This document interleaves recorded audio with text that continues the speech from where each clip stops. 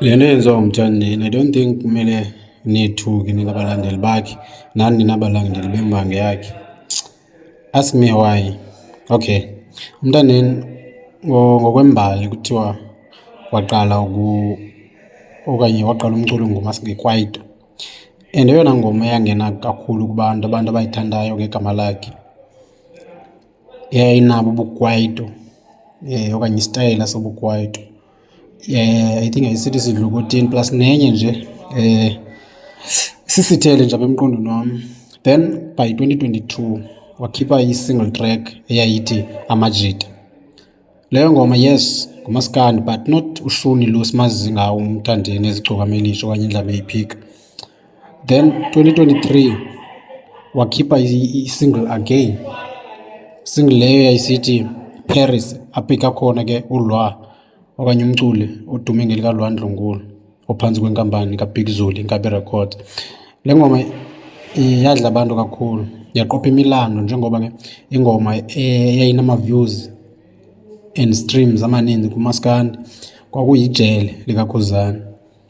Yawadabula lo ma-views yawaphindaphinda, and le ngoma yaba nabo okanye yaba nguShuni ohlukileyo kakhulu. So last year ubuye neGushi nayo futhi ke yadla abantu ihlukanisa nonyaka, same as Paris yona ke yaye yathatha i-record of the year. So January this year ube nomcimbi umntandeni summer experience lapho wathi yena lo maskandi awumsebenzelanga nhlenhlobo, futhi ke ubonga ama-2K cause ngawo adlala kakhulu lo Shuni wakhe omsha. So now sebuye sesithi okanye sa-announce ukuthi yena as umthandeni uyayishiya okanye uyasishiya kumaskandi.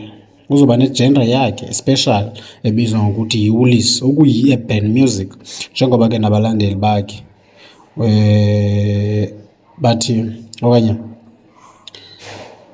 wathi akusebona ama-Red Nation kusho yena, okanye kwayena nje nhlobo akasenguye igcokamelisha, usengumthandeni SK nabalandeli bakhe ngama-Woolies. So le nto abanye abalandeli bakhe ezumthandeni sebe-used ngayo, sebe-used because sebecelile not so long ukuthi ke akhiphe ingoma enentombazane ezodla abantu nekhava i-album akuhlukanise.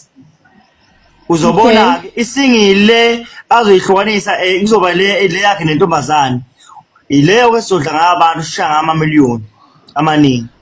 Yeah. Lapho nje umbono wami mina bengifisa kanjalo. Uyabona khona vele iyafuneka isingile yona, iyafuneka isingile. Iyafuneka isingile yona. Isingile iyafuneka yona. Isingile yona ngafiqeda wonke lo msindo lo okhona njengamanje. Yeah, guys. Iyafuneka. Ngiyakuzwa kodwa Rihan. Ngoba isingile fanele iphuma yodwa isingile. Yabona angithi yabona vele seboshaya imiliyoni vele. Seboshaya imiliyoni ngale. So into ezokwenzeka kusasa nje bazobe bhiyoza besixhumela ngakho konke lokho man. So kunjalo nje silindeni ke bafethu uShuni waseWoolies. Asazi ke if as thina ma-content creators kamaskandi ukuthi ke sisenalo na ilungelo ukucomment because kusenguye umaskandi njengoba ke le channel yakhandelwa umaskandi, but ke nikhumbule ubumbange phakathi kwaKhuba nomthandeni kohlala kukhona, but bona bazokwenza nje ngathi abukho, kodwa even nabalandeli babo bazoqhubeka nokudalabhana bakompere nale milando phakathi kwamaqhawe abo. Nzimbazi Media, busuku obuhle. Dango.